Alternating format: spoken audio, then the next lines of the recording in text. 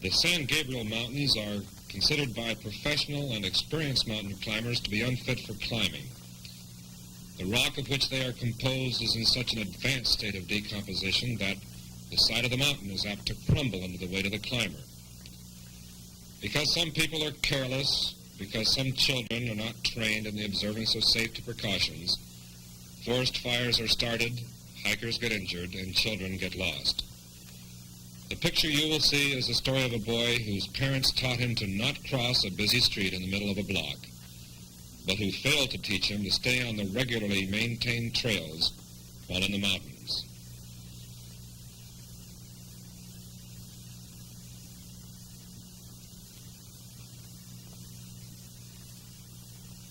Do you see that boy?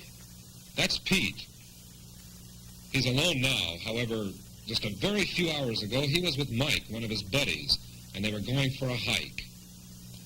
Pete has run several miles looking for someone to whom he could report that Mike had fallen from the trail up by the waterfall and had injured himself.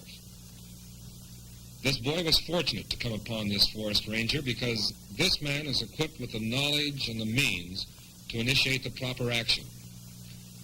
The ranger, realizing that there are no accessible trails into the general area that Pete has described, calls the Altadena Sheriff Station to report the problem and commence the rescue operation.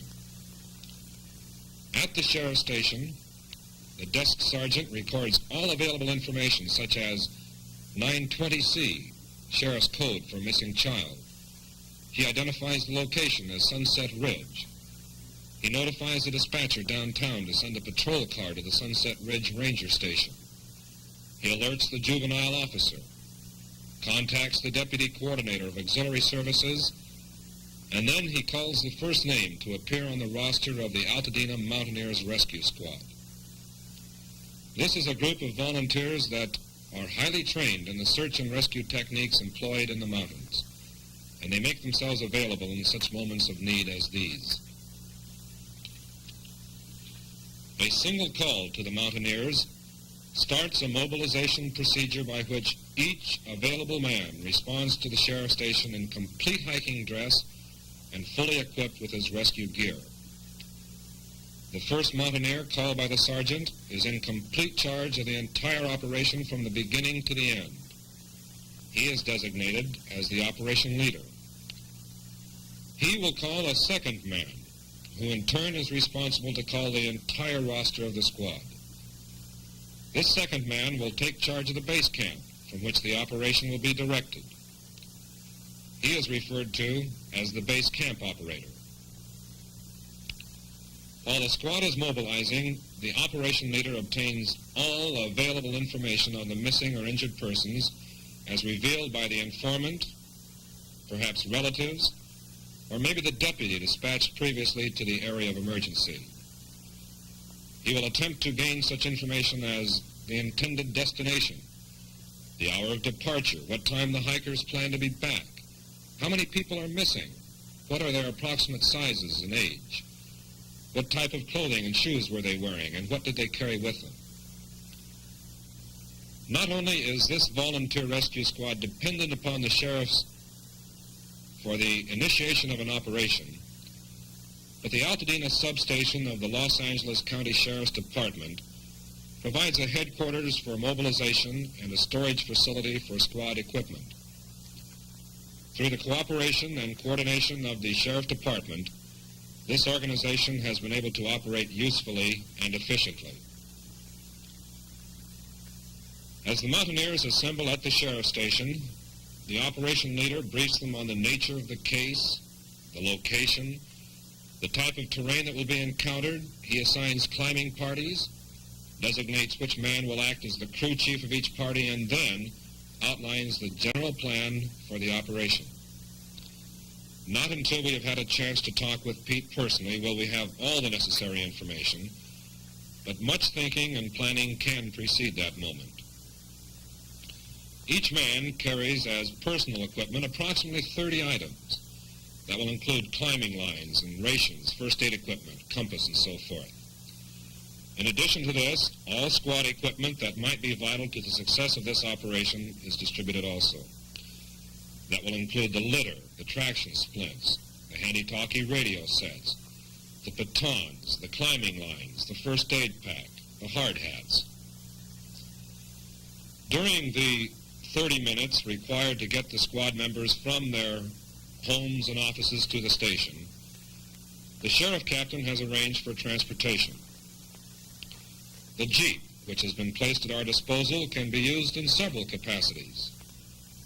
It can travel over many of the fire roads and forestry roads that a patrol or civilian car could not. It can also act as a major link in the radio network that will be established. A pack horse. In this case, as is true in most cases, speed is considered to be of the essence. And under the auspices of the Sheriff's Department, it is deemed advisable for us to travel with red light and siren. Requests for the services of this group must be directed through the Altadena Sheriff's Station.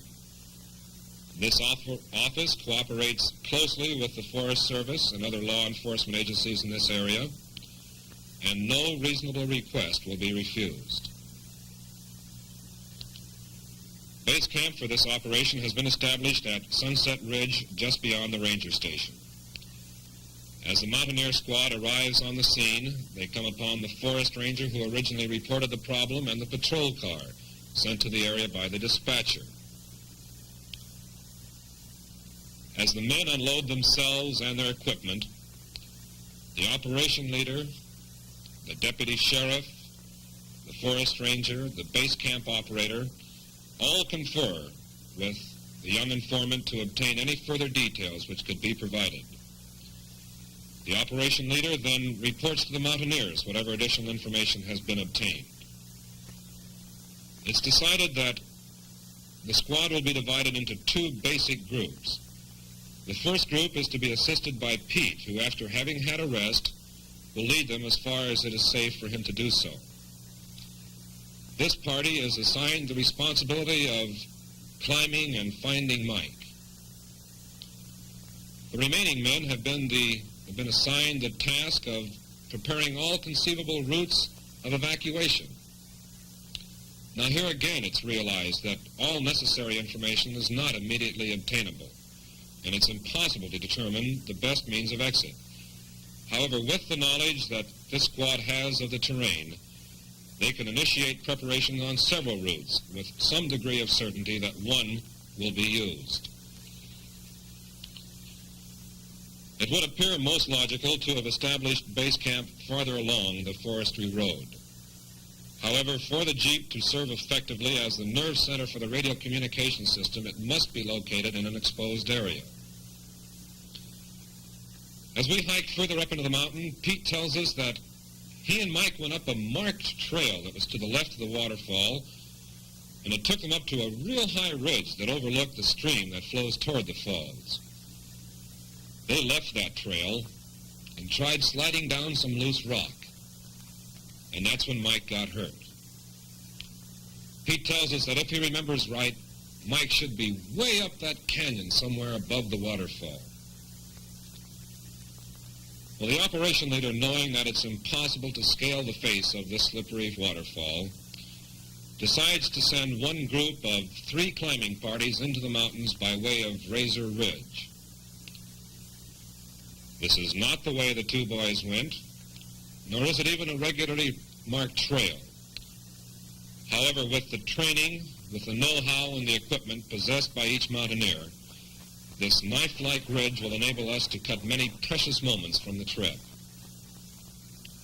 Caution is the keynote of each mountain climber as they pick their way delicately along the crumbling ridge.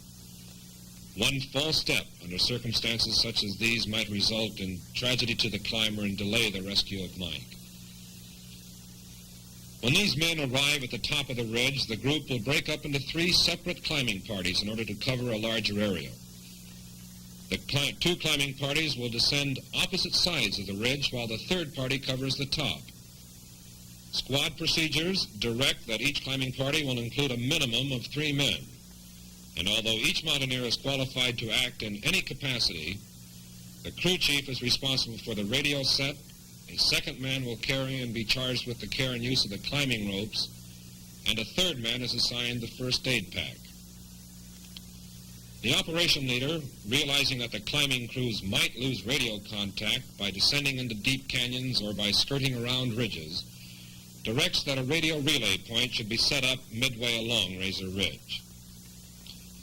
The handy-talkie radio, although rather small in size, is the most vital link in the extensive communication system necessary for the success of this or any operation.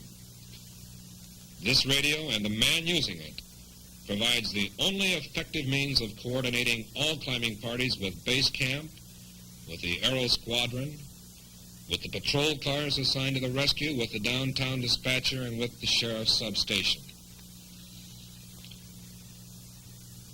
As the climbing party continues its ascent of Razor Ridge, the men that were left below the waterfall continue with their efforts. It is necessary for them to not only plan their own strategy, but to predict to the best of their knowledge the thinking of the climbing parties. The squad was led to believe that the lost boy has been injured, and if this is true, it will be impossible to bring him down by way of Razor Ridge. The only conceivable route of evacuation when speed is important is by way of a suspension line strung from the top of the waterfall to an anchor point at the canyon bottom. This technique would not only save time, but would be the safest way out for the youngster. In addition to preparing this traverse, the men must pack the litter with blanket padding and attach the splints and first aid pack. They'll include a helmet to protect the youngster from falling rocks, and perhaps they'll add all additional climbing line that might be used by the climbing parties at the top of the ridge. By this time, the climbers have reached the top of the ridge, and the three parties are dispatched in different directions.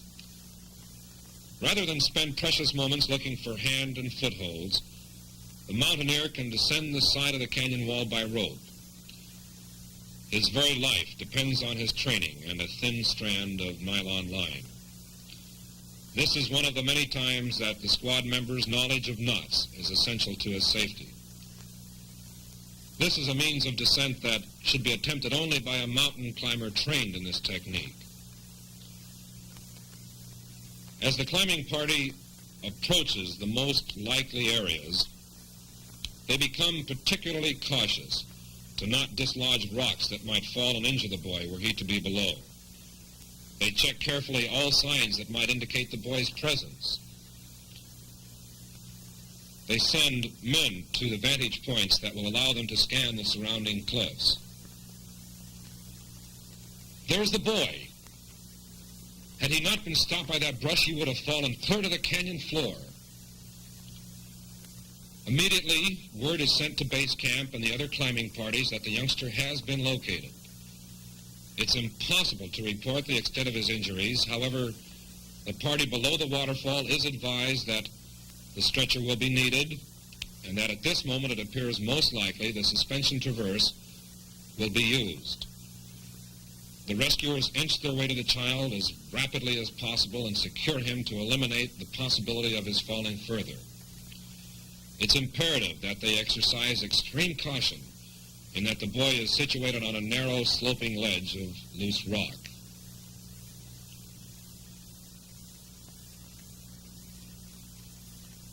Once the youngster's safety is guaranteed, two other men drop over the ledge down the face of the cliff.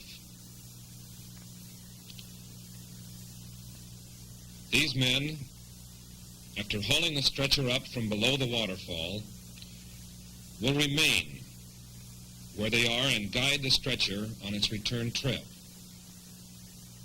Again, they are placing their life in the rope. These men on the floor of the canyon above the waterfall can also relay voice messages between the rescue party on the face of the cliff and the evacuation party below. By this time, initial first aid is being administered. Examination reveals that the boy has sustained serious injury, but none that are going to be so restricting that he cannot be moved from the ledge. In some cases, it has been necessary to call upon the Sheriff Department helicopter to evacuate the injured from the actual scene of the accident. It's discovered that Mike has injured his arm and it must be put in a splint. A more thorough examination later might reveal that the arm is only bruised or sprained, but for comfort and precaution, the arm is immobilized.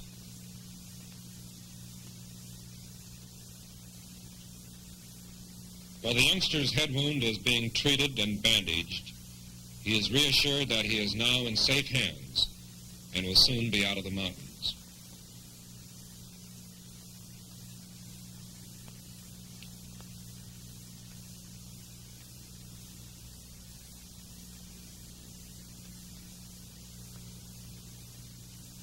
The stretcher must first be hauled to the top of the waterfall, up the traverse. Unless another route of exit appears to be most logical, this is apt to be the way that Mike will be brought out. The stretcher is then carried across the floor of the canyon above the waterfall and then hauled to the ledge where Mike is located. Once the boy has been made secure in the stretcher, he is ready to start his trip out. This journey is going to include 5 distinct steps. The first and perhaps the most hazardous of these phases will be when the litter is brought down the face of the canyon wall. From there, Mike will be carried along the stream bed to the top of the waterfall. The third step will be the descent on the traverse line over the waterfall itself. From there, he will be carried out the trail to base camp. And the 5th and final leg of his journey will be the ride to the hospital.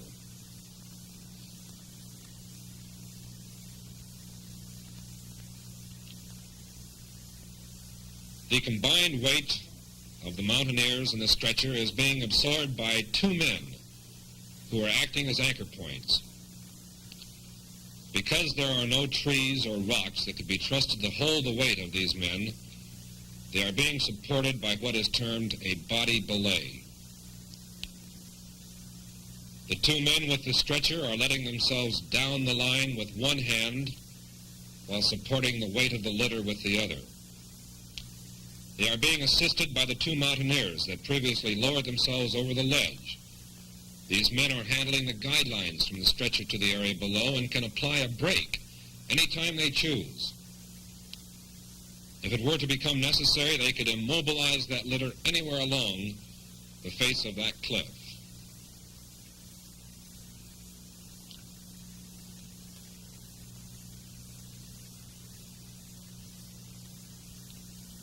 Once Mike gets to the bottom of the ledge, the men will take time, now that they are on firm footing, to more thoroughly dress the litter, and if it's considered necessary, they will render additional first aid. But with this, the second step, the trek began, from the foot of the ledge to the lip of the falls. During the time required to lower Mike from the ledge, the other members of the squad have completed the arrangements for lowering him over the waterfall.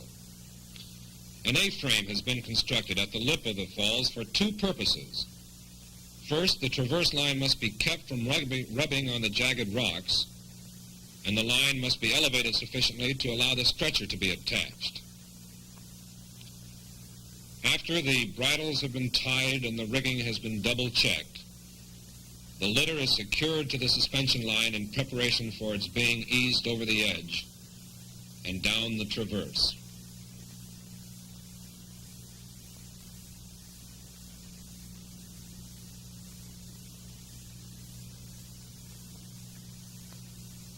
On this, the 3rd phase of the evacuation, one of the mountaineers belaying from above is responsible for the rate of descent of the stretcher and its most precious burden.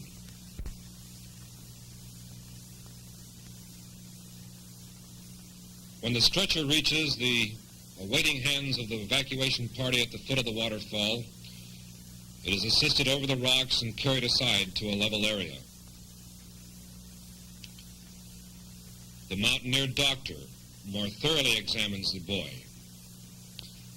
And once he has been completely satisfied that all that can be has been done, and that the child's condition is satisfactory, he will approve the commencement of the fourth phase of Mike's journey out.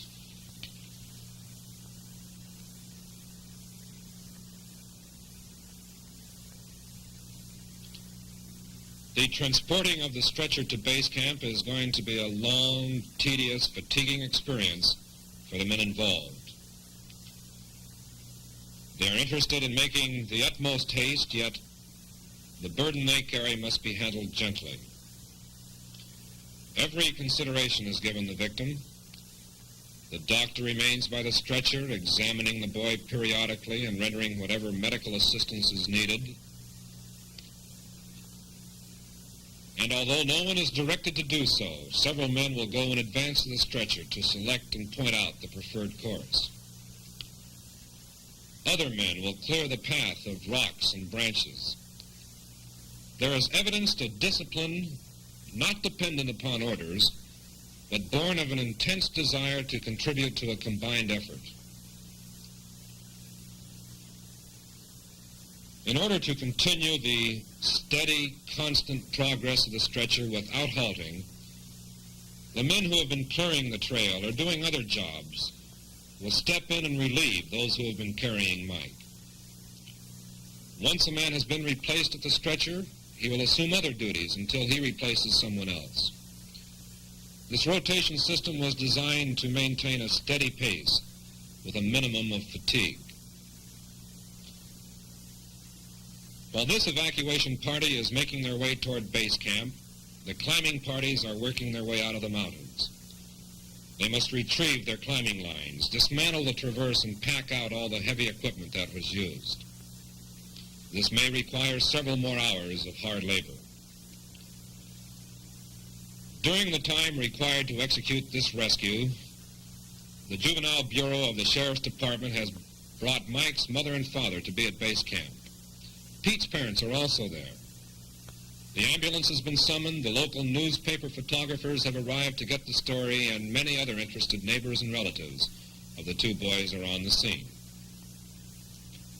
Many of these men offered their services to assist in the search and rescue. However, it has been found by experience that it is best to require the family and the inexperienced climber to remain at base camp. This moment is always a time of great satisfaction for the men who have played a role in the saving of a lost or injured person. As the mother rushes to embrace the boy, each mountaineer experiences the relief and comfort that follows the execution of a successful operation. The look of appreciation on the faces of those who have been waiting is more than sufficient thanks for the efforts expended. Mike is accompanied on this, the fifth and final leg of his journey, by the squad doctor, who will assist the boy in every possible way.